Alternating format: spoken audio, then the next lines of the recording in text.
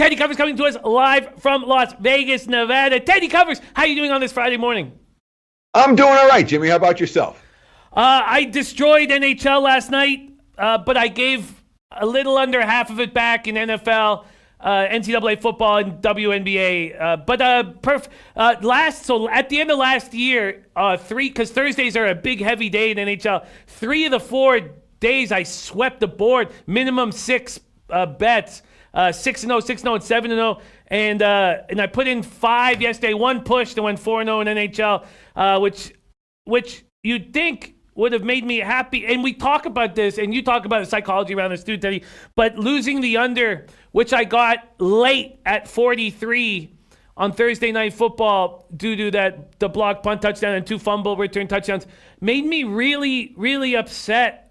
And, Teddy, maybe we should take a second to talk about it, because I know in poker and in sports gambling, people leave it because the losses hurt so much more than the wins feel good. And that reared its ugly face again for me last night, where I was upset. I was upset that Syracuse didn't kick that field goal on 4th and 20 to make it a 10-point game. 4th and goal, but they're at their 20. I was angry last night, even though I had this great night in football. I ended up being, I made $500 last night, but I was just angry. What, you've been in this game a long time. What do you do to combat the losses hurting more than the wins feeling good? Nothing. Yeah. I mean, there's 22 years into the business, I still feel the same way. I was pretty pissed at Syracuse last night too. And the play calling, the decision making from Dino, and the play calling in the red zone. They kept on running the fades that wouldn't work in the end zone. It's frustrating. I get mad. What I don't do is let it linger. I get mad. I have my moment. I'll yell. I'll scream. I'll kick the dog. I won't really kick the dog. But the more, but I'm not going to let that. I give myself, if it's a brutal beat, I'll give myself a half hour. If it's something like that, I give myself 5 minutes. Rage. Go nuts. But when you're done raging, it's done. Put it in the rearview mirror. I mean, that has been able to work for me. Where I have my moment. Rah, I hate everything. And then, all right, go outside. I smoke. And which is not a good habit. I don't encourage anyone to start smoking. But I'll go out. I'll have a cigarette. I'll come back, and I'm a human being again. That works for me. If you have something that where you have your moment and then something that you can take it down a notch, that goes a long, long way towards surviving in this business, because this is the truth of it, Jimmy. You nailed it. If you can't lose, you're not going to survive. You can't last in this business, because inevitably you're going to lose some games. You're going to lose some games you're supposed to win. You're going to lose some games in brutal fashion. You're going to be frustrated at coaches. You're going to be frustrated at players. It's inevitable. So in order to do this and be mentally sound on a day in, day out basis, you have to be able to exhale and let it go. So, I mean, to me, learning how to lose is far more important than learning how to win, especially when it comes to stupid stuff like, all right, well, let's double up, and here's a late game, and I don't want to pay my man. And that's where people get in real trouble betting, as opposed to, all right, this is recreational, this is fun. That's where it stops being fun and it starts being problematic. But hopefully, and I'm assuming that the vast majority of people in the chat don't have that compulsion where if you're having a bad day, you got to get it all back before you go to sleep. That's not realistic. Yeah, and that's actually something that I've become good at in the last 2 years. Is I don't chase, but and that's where I feel very comfortable with. I take the L. I'm like, okay, I just lost, but I'm still trying to figure out how to not let it stick to me. And what happened is I was pretty upset even this morning. It took me to get on this show and hang out with the Cappers, start feeling good. All right, let's get after it. And I apologize, but some of the psychology around how we handle things, hammering action every single day, is extremely important. Let's get into. Let me jump in real quick, Jimmy, Sure. because I thought you made it. You're like, I didn't feel better until I talked to and I got in the chat and started talking to other people. Maybe that's what you want to do. If you have a rough beat, find someone to commiserate with. Don't let it linger into the next day, because it'll take years off your life, man. You don't want that. Oh, without a doubt. Without a doubt. No, that's well put. It did. As soon as I got with everybody, I was like, okay, let's focus on the light, not the dark. Let's talk about these games this evening. First, 20th ranked Virginia up against Miami. Miami opening up a -1.5. There's 2s, there's 2.5s on the board. This total keeps dropping. 46. We see 43s, 42s.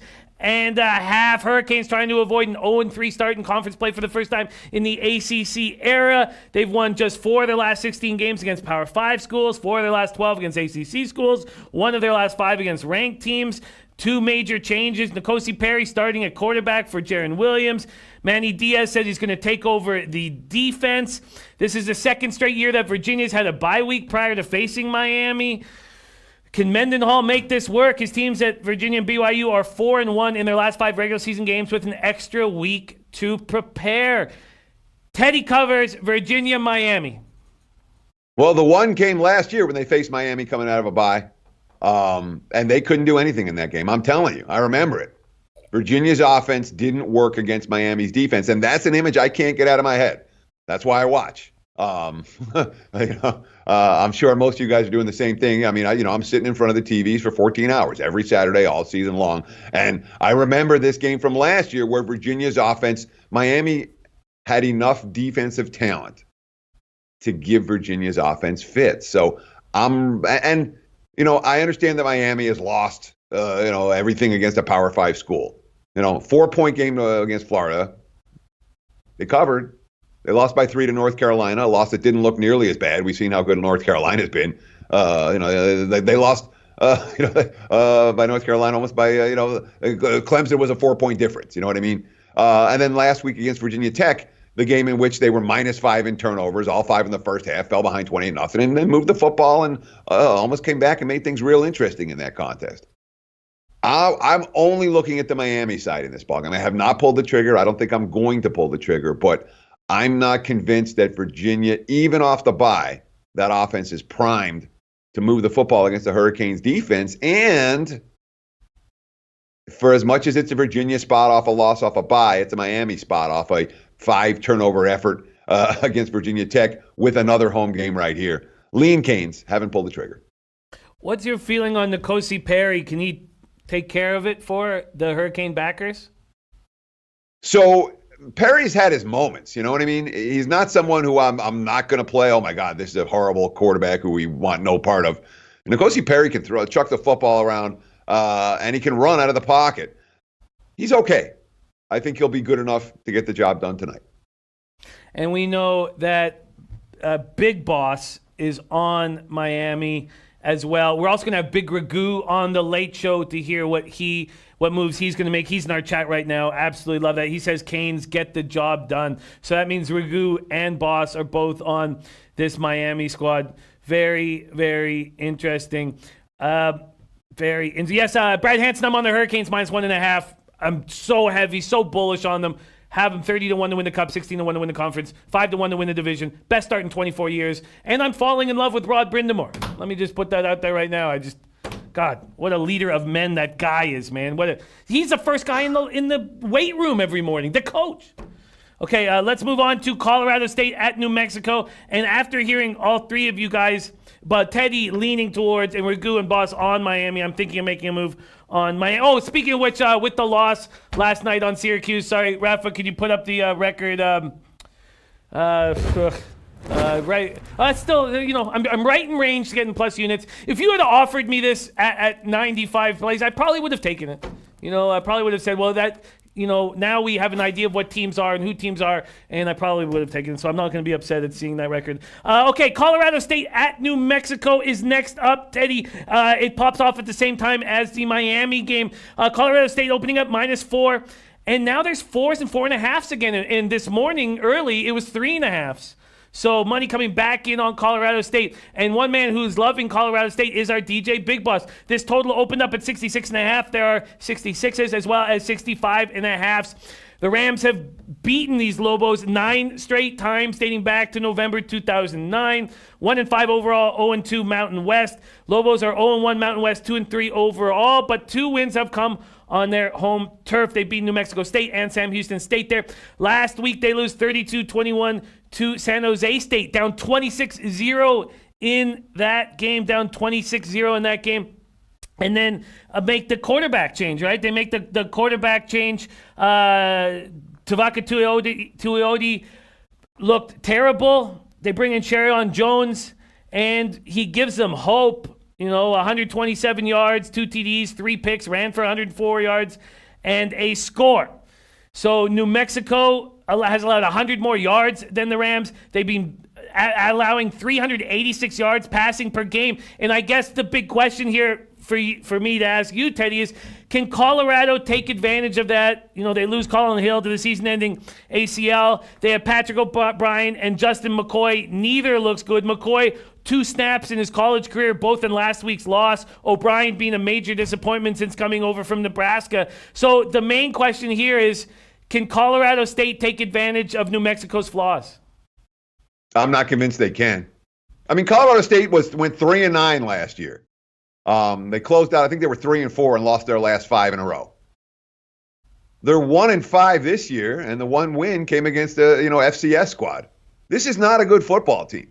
And you talked about some of the issues with at the quarterback position. I think O'Brien looked okay against Utah State. He didn't look good last week against San Diego State. Had a rough time against that defense. But it is certainly a step down in class here. But there's nothing about this team that says, yeah, let's lay more than a field goal with them on the road, even against a crappy foe. And for everything that happened to New Mexico last week in that San Jose loss, they turned the ball over 6 times in that ball game. All right, that's been a problem for them. They have had turnover problems all year. Colorado State's defense isn't forcing turnovers. They had a bunch in the Utah State game. Other than that, it's been slim pickings. So I'm expecting a competitive game. And I'm not going to lay points with Colorado State on the road. Total-wise, I have no strong opinion at all on this one. I wouldn't be surprised to see a lower-scoring game. I wouldn't be surprised to see a higher-scoring game. These are 2 pretty bad college football teams, and sometimes you see a fair bit of randomness when that happens. Not going to lay it with Colorado State. So the Colorado State gets back, or is anticipated, they're expecting to get back Warren Jackson, but then they won't have E.J. Scott, final game of his 2-game suspension for violating team rules. So last game they didn't have E.J. Scott or Warren Jackson. Is that part of the reason why they weren't able to move the ball through the air? Potentially. Some of it was probably San Diego State's defense. The Aztecs played pretty well on the defense side of the football last week. They were smothering Colorado State at the line of scrimmage, and there wasn't anybody open all day long for O'Brien to throw to. Yeah, I'm hesitant to make this move on Colorado State that is backed by our big boss who has such a good read on these Rams right now. Okay, so there's Colorado State, New Mexico, and then the final game on the card, Colorado at number 13, Oregon. Oregon opening up minus 20.5 now, 21s and 21.5s, and a lot of people liking them here in the chat. A lot of people backing them here in the chat. Robin Spears, by the way, on Colorado State, and also Oregon minus 21. You see Oregon's all over. Ben Sports 27, Oregon first half. Everybody liking Oregon. CT Bays on the Oregon under. Colorado coming off 35-30 loss at home to Arizona. They're getting Chino Jr. Will they have Chino Jr. in the lineup day-to-day, strained a muscle against Arizona State September 21st, missed the loss to the Wildcats. Also, KD Nixon day-to-day. Oregon got the job done against California. My dad was in town, and he caps the Pac-12, and just watching him lose nonstop on the Pac-12 is enough for me to stay off the Pac-12. But Oregon got the job done in ugly fashion. Didn't score in the first half, but got the job done 17-7. But they're undefeated in Pac-12. Herbert, a streak of 33 games with a touchdown. I just don't want to. I keep losing late at night, and I want to stop that. So I don't want to make a move here on Colorado or Oregon. But everybody in the chat liking Oregon and Oregon first half. Does that make sense to you, Teddy? So I got to ask you a question, though. You said your dad was down there and that he caps the Pac-12 and he always loses. Pac-12 he caps it, but that he struggles there. A good fade in a given conference is worth its weight in gold, man. If your dad's losing, you just got to fade him every time, right? You're right, but if he gets word of this, he will stop letting me know what he's on. He's a passionate dude, and he takes this. If he's watching right now, he's not happy. Sorry, Dad. He's an intense guy. My dad's 72 years old. He's cut out of wood. He's completely ripped. He works out every single day, and he's not to be trifled with. Fair. I will not trifle with him. I will talk about Oregon. We'll talk about Oregon and Colorado. There are concerns about Chenot tonight. That being said, Chenot's not their only receiver. They've got 3 receivers who have made noise so far this season. Chenot only being one of them. Chenot's the third leading receiver right now. And you are talking about a senior QB who has put up points against every defense that he's faced so far this season. That said, I would be looking sidewise, Oregon, total-wise over. This field, when we look at who the Ducks have played, the last couple of weeks, they had Stanford and then Cal, which, you could say certainly 2 of the 3 best defenses in the Pac-12. Stanford played well defensively in that ballgame. I think that this offense is capable of exploding against Colorado. I really do. So I'm not going to talk anyone out of the Oregon side. I'm not going to talk anyone out of the over. This over is getting steamed up, unfortunately. I liked it a lot early in the week. Even 58.5, I thought it was pretty good. Now we're looking at 60, 60.5. Still like it. It's on my list of plays that I was going, I'm going to give you 7. The official plays that whenever you ask me for them, Jimmy, this is one of them. I do like that over tonight, but unfortunately that line is moving. So if you like the over, bet it now. Don't wait. Do you think part of the reason why the under looks appealing to people is just because of what happened against Cal last week? I mean, Oregon's only played 1 over all year. That was a Nevada game, and Nevada scored 6 points. Their opponents have scored 6-3, 6, and 7 their last 4 ball games. The only time they gave up more than that was to Auburn in the opener. And that was a game that, not like Auburn's offense worked really well. So the Ducks' defensive statistics are pretty impressive. They haven't been playing overs. And what we're seeing is that an opening line that was based on that, and a market saying, well, Colorado's a different animal. Their defense isn't any good, and their offense is. So I do expect points in this one. This is not a game that has defensive scrum written all over it. Teddy expecting points in this one. Really fun hearing Teddy's looks throughout the week. He's given us 9 looks. And on Monday, he gave us Nevada, Fresno, Iowa State, Washington. Then Iowa, Houston were 2 more of his looks. I have them written on different pages throughout the week. I should have put them all together, but I was kind of tight capping this morning. He's given us 9 looks so far, and feel free to start loading in your questions. Is there going to be any additions to the looks that you've jammed so far?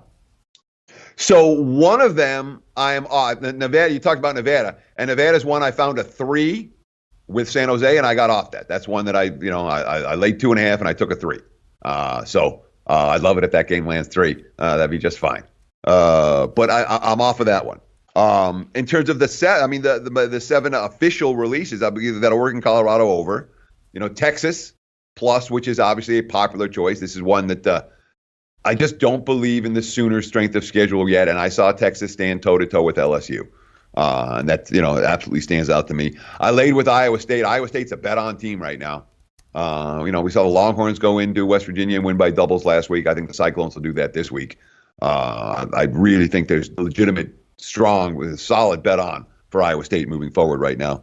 I took Eastern Michigan -1. That's -1.5 right now against Ball. I think they're the better of the 2 teams, and I love the fact that the Eagles coming off a loss and the Cardinals coming off a come-from-behind win in the 4th quarter against Northern Illinois. I don't think they can do it 2 weeks in a row, and I think Eastern has a much better game than the one we saw last week. The Eagles made a whole lot of sense to me.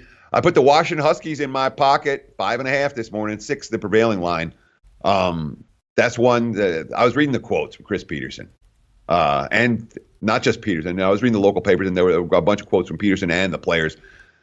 They were not there was a lot of, they looked, the energy wasn't there last week. And Peterson's like, no, we're fine energy-wise. We just didn't play a good game, and we got out-coached, and that's not going to happen 2 weeks in a row. Look at who Arizona has played this season. Find me one team that has a defense that is anything close to Washington's. I think Khalil Tate gets shut down. I like the Huskies minus on Saturday night. That's their late game. I took Houston plus 7.5. I really think that, again, we talk about Cincinnati coming off one of the bigger wins in program history, now going on the road and laying more than a touchdown. We've only seen the Cougs once since everybody quit the team. No, two guys quit the team, and they're both staying in communication with the program. But I thought that line was a good notch or two too high. I think the Cougs are live in that one, and I took Fresno plus against Air Force. That's one I think we talked about that earlier in the week as well. The Falcons coming off the Navy loss, they put a lot in that game. Fresno, I was reading the stuff in the Fresno Bee this morning in the Sacramento papers as well. They're coming off the bye. They feel confident that they can go and do assignment football and help contain that Air Force offense. So there's your 7 right there. Over tonight, Texas, Iowa State, Eastern Michigan, Washington, Houston, and Fresno. Oh, I love it. I love it, Teddy. And we do want to get some of your NFL looks, so I do want to save some time for that. We have questions coming in. I'm going to start firing them at you right now. Our guy Manny Sanchez says, Teddy, thoughts on Temple, rotation number 127, 128, 23rd ranked Memphis, opening up -3. We saw it up to 6 yesterday, and now we have 5s and 5.5s on the board.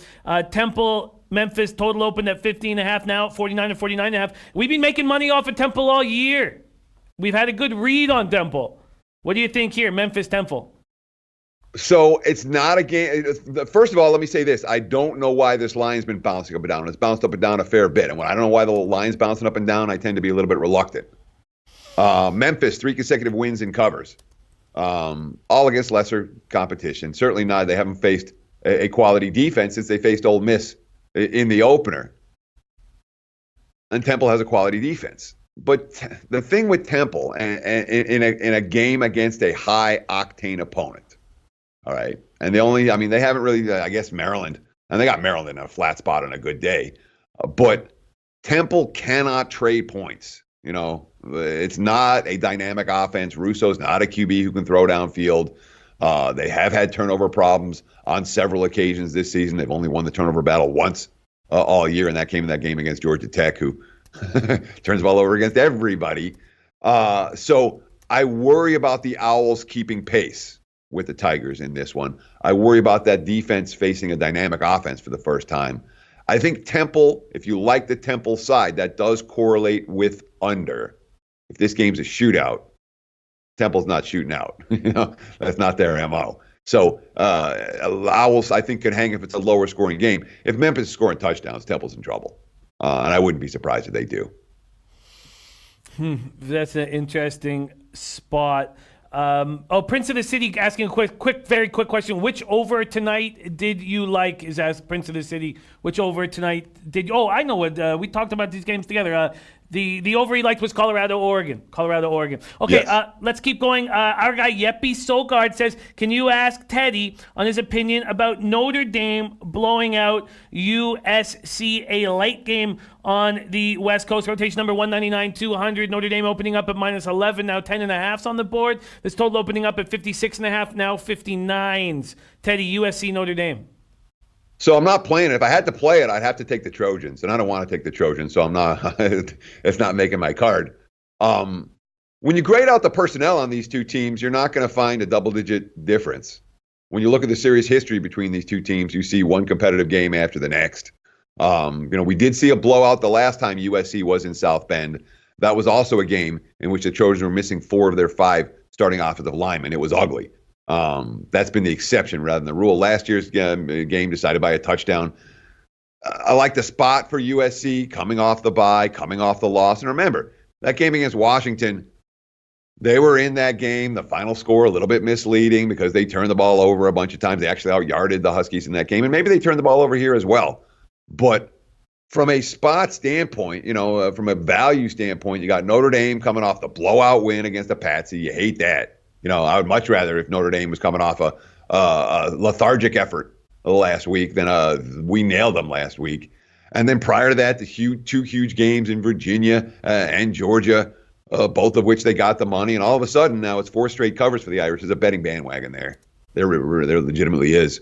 I think the number is a little bit too high. USC or pass for me. But like I said, I'm not getting the betting window with the Trojans.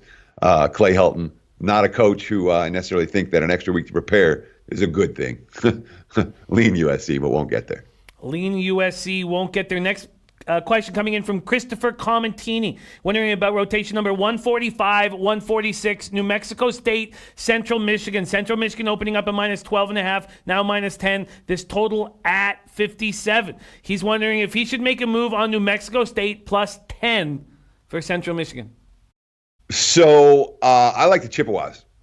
In my mind right now, Central Michigan is a one-way team. And let me explain why. And I know this is a kind of an obscure game, but I want to talk about the concept here because the concept is so key to what I do and what I think maybe I can help people with a little bit. Central Michigan went 1-11 last year. They came into the season with a bottom feeder power rating. They came out in the opener. They beat Albany. Nobody cared. They went to Wisconsin and lost 61-0. Crushed. And the markets are like, this team stinks again. They're every bit as bad as they were last year. Well, since that time, they blow out Akron. They were -6. They won by 21. They went to Miami of Florida. They were in the backfield 30 times in that ballgame. They lost by 5. They were 29-point dogs. Against Western Michigan, they turned the ball over, I felt like 100 times. They turned the ball over 3 times in that game. They were stopped, I believe it was 4 different occasions from inside the 10-yard line on a goal to go, and they kept on going for it and not making it and kind of not getting in. They still covered against Western, okay? So when you stop 4 times inside the 10 and the -2 in turnover and you still cover, and then last week against Eastern, they're dogs. They win the game by 26. This team is not priced in the markets correctly right now. Their defense is legit. That defensive line is in the backfield again and again and again. So the chips are bet on. Now their quarterback is hurt. All right? They've used 2 QBs this year. The guy who's back this week was the original starter. The market said QB hurt. Oh, jamming bets on New Mexico State. And the New Mexico State money came in. Now, the Aggies, look. They played Washington State and Alabama and San Diego State and Fresno. And obviously Liberty last week. They can't move the football against Liberty, and they turned the ball over in that game. This isn't a class difference type of contest. New Mexico State does have a bye coming up. From what I've read, and again, the information on New Mexico State is modest, but from what I've read, they're interested here. But Central or pass in general for me moving forward. When you find a team like that, where the markets had them priced way wrong at the beginning of the year after either a misleading final or an early season blowout or something, that's a team that can offer value, not just 1 week, not just 2 weeks. It's been 4 weeks now for Central. I'm not convinced the markets have caught up with them yet. I would back Central way before I put my money on a team like New Mexico State. Backing Central here. We have more questions coming in, and they're coming in fast. Rotation number 164, Kentucky at play here. I don't know why I can't find it when I know the rotation number. What the hell's wrong with me? 164, Kentucky. Kentucky, the question coming in from Steve Priest, wondering if Kentucky is at too many points for Kentucky. It's 2 teams I'm not excited about. I mean, this is a game, and again, as I'm making my numbers on Sunday. And on Sunday, I'm like, yeah, let's check this one. And then you're going through and doing your due diligence on Monday and Tuesday. And there was nothing that I saw in this game that made me interested in either side. And I know that Arkansas played well before the bye against A&M. I also know they lost at home to San Jose State and were tied with Colorado State at home. This is not a football team that I trust to hang. And certainly from a spot standpoint, Kentucky off 3 straight losses in the bye. This is their get-right game. But as you mentioned, no cheap price to lay with the Wildcats in this one. So easy pass for me. Not a game I spent a lot of time with. Not a game that I was deep digging. I wasn't real interested in backing either of these 2 sides in their respective roles. Big Joe Capper here says, ask Teddy what he thinks about Nebraska. We've talked a lot about this game, and it's been a go for or nothing look for Teddy from Minnesota. 129-130, -7.5 for the Gophers all week. This total has dropped. Now we see a 49 at Bookmaker, open at 52.5. What do you think about Big Joe liking Nebraska here, +7.5? Yeah, I mean, I still don't have accurate info on Adrian Martinez, so I haven't made a move on the game And I'm not going to make a move on the game until we hear. And this might be one of these game time decisions where we don't know if he's going to go until he gets out in warm-ups tomorrow morning. And the line will move accordingly. If Martinez plays, the 7.5 will be gone. If he doesn't play, the line could go up. But in general, I'm a Minnesota believer right now. That team's rowing the boat. The price range isn't easy here, but the Gophers have something this year they haven't had in recent years. That's a downfield passing game, and that might work against Nebraska's defense. We have a few people, and I'd like to get into NFL soon, so I'm sorry if we didn't get to your questions, those of you who asked, and thank you to all you guys for putting so much energy into the chat. It's so exciting when Teddy joins us. Dom Ricci says, does Army bounce back from that awful performance last week? Rotation number 190-192, Army, Western Kentucky. Army opening up at -4, now -4.5, says total at 42.5 or 43 or 43.5. Teddy, does Army bounce back? I mean, I didn't think they were awful last week. I thought they were outclassed in a speed situation, and that and at times this year they've been able to overcome that. Michigan game certainly stands out in that regard. But when they're facing a motivated team with speed, Army has their defense is going to have problems. That being said, Western Kentucky doesn't see the option. Western Kentucky is, I think, they're weaker than Army by a good notch or two. And I know they won. They beat Florida International, UAB, and Old Dominion. And another team that had a bad early season loss, that Central Arkansas loss week 1, has affected their point spread rating since. They've been a great spread team since. But if I had to play the game, I'm not playing. If I had to play the game, be Army or pass. I think Army is a notch or two better, a good notch or two better. I'm not convinced the Hilltoppers going to stop this offense. Raven in the Desert.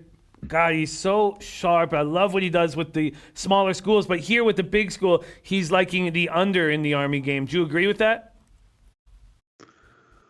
Western Kentucky's been an under team all year. They cashed. They barely got over.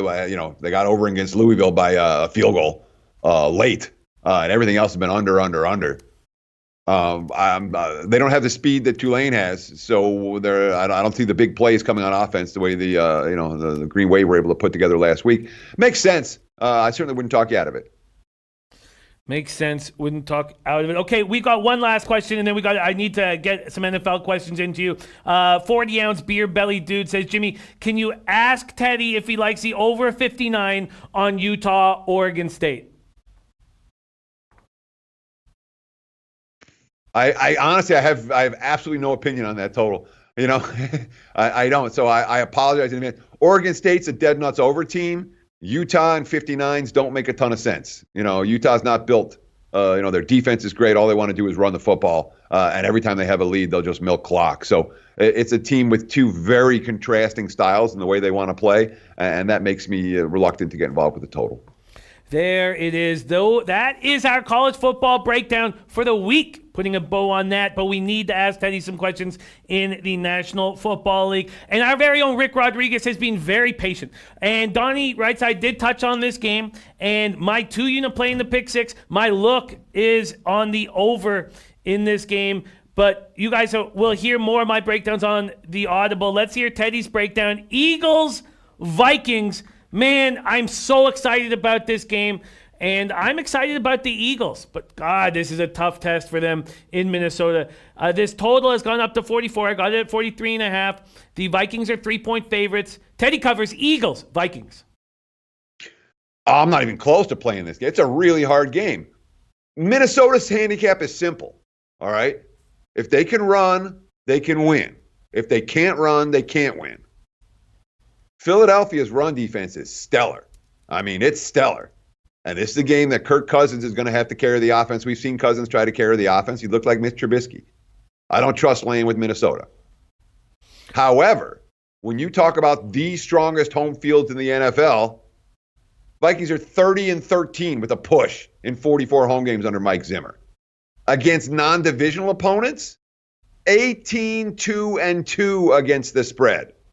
All right, that's a strong track record. That's a very difficult track record to step in front of. The only team in the NFL I give 4 points for the home field. I don't like betting against Minnesota at home. I do think Philly's a better team, but I'm not getting there. Pass for me. Good game. I wouldn't be surprised at all if it lands 3. What do you think of the points here? Because I know these are two great defenses, and I know that, as you mentioned, the Eagles have some of the weapons to slow down Dalvin Cook, but I think that Cousins might have gained a little confidence against that weak Giants secondary. And I think that Wentz can put up points in tough situations. And this is a low total that thought I could get over at 43.5, now at 44. What do you think of that total? So remember week 1, the Eagles were down 17-0 to the Redskins, and then Wentz found Deshaun Jackson for a couple of long touchdowns. Since that time, Carson Wentz has averaged 6.4 yards per pass attempt. That is at the bottom of the NFL. There's no deep passing game for Philly right now. Hasn't existed. It's been all dinky-dunky. Minnesota's defense is no joke, and I don't trust either team to run the football here. It's not an over I'm comfortable recommending. It really isn't. These are, if you say what's the strength of Minnesota, it's their defense. You ask me what's the strength of Philly? Right now, it's their defense. Certainly the front 7. So those aren't games I'm looking to bet overs. I didn't play under, and the sharp money's on the over here. So again, you're not going against one of these deals where, oh my God, everyone's, the sharp money's really saying you don't want to do this. No, the sharp money's with you, but not one that I'm going to get involved with. I think that I still have some confidence with the look. Gas Station Sushi says, I love that this show's now officially 90 minutes. I tried for 2 years to make it 90 minutes, and it wasn't until I got Teddy Covers where I got the green light to extend it. So thank you, Teddy, for that. It wouldn't have happened without this man on the screen right now. Teddy, what are the looks or your favorite looks on this NFL card? We are 48 hours before kickoff. What are your best looks? So I laid 3 with the Rams. I laid 3 -20 against San Fran. And this is a pure spot play. LA coming off back-to-back losses. It's a pretty important game for them. Niners on a short week. And the Niners, again, when you look at the statistical profile, San Fran's offense is blowing everybody off the charts. And then you look at who they play. They literally haven't played a team that can stop anybody yet. They're about to play one this week. So spot screams LA. And at -3, I was comfortable getting the window in that one. I put some Jets in my pocket at +7.5. Had to. Look at Dallas's offensive line. Dallas's offensive line is a mess. And the Jets with Sam Darnold are not the Jets without Sam Darnold. I think the Jets bounce back, and I would not be surprised if that is a competitive game. I would not be surprised. I will sprinkle something on the money line. I haven't done it yet. But I'll take the Jets plus the points. And on the money line, I took Miami and Washington over. Yes. That's an ugly one. Then you look at the defensive stats. Then you look at what Miami's saying coming out of their bye. Then you look at the fact that Keenum is likely to be back on the field for the Redskins. You go, yeah, that makes sense. 2 crappy teams, nothing to lose. I expect a shootout in Miami. That's it. That's my 3 NFL looks. I haven't, there was a bunch of stuff that I kind of liked and didn't play. I kind of liked Cincy and didn't play them. Here, let me get there's a whole bunch of stuff that I kind of liked and talked myself out of. Sorry. I kind of like Cleveland, and I'm not getting the window. I'm just worried about Kitchens.